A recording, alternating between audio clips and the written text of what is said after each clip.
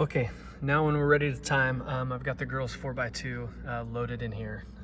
And so here's your sensor. This would be with the starter.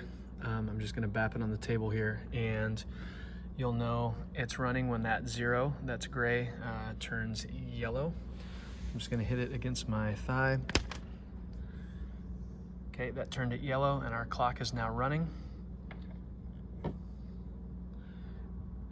And then as the people come across the finish line, I would hold this down, and now we get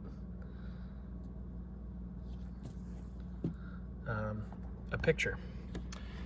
So the way to best do this is once everybody's finished, you would have the person in lane 1, and let's say where my cursor's at is where their torso crosses the finish line.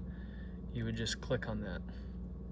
Okay, so the person's torso in lane 1 is right where my cursor's at. I put it there, and because I set up my lane markers, it's gonna give that person a time. So once it looks good, I'm just going to hit enter, and what you should see is the team in lane 1 should get a time. So I hit enter, and their time was 15:06.8. Let's say the person in lane 2 was a little bit behind.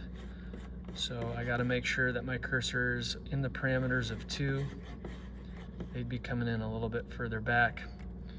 And then let's say the person in lane 3 was about here. So person in lane 2 is there, that looks good. I'm gonna again hit enter.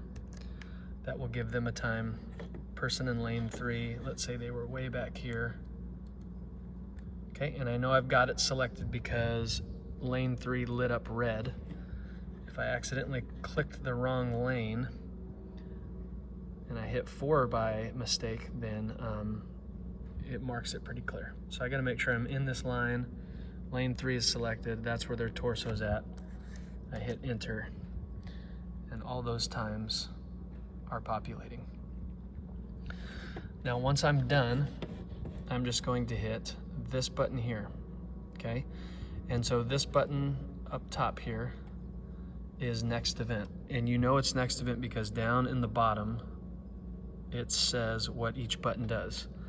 So unlike most computers where you hover over something and it tells you what it is, the hover over message appears down at the bottom. So this says load the next event from the schedule. Okay, so I'm done timing, I'm gonna hit that. A message comes up, says girls 4x2 has changed, save. I would click yes to save that. I've already got the thing in, so I don't wanna rewrite the file, so I'm gonna hit no, but you would just hit yes. And then I believe you hit yes a second time to confirm, and then up in this menu, your next event should automatically start and load.